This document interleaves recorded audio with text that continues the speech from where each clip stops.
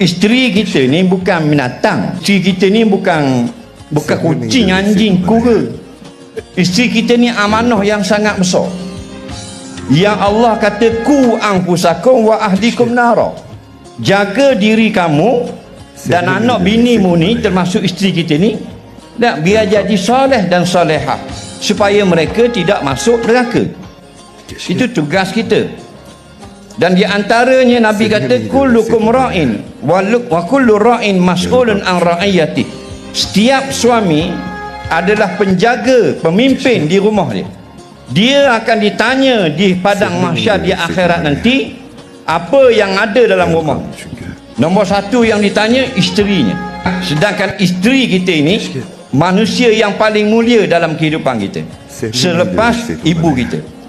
Kalau orang tanya siapa yang mulia, mula-mula ibu kita, kemudian isteri kita. Kerana mereka ini amanah Allah untuk kita jaga, dan mereka akan lahirkan zuriat kita.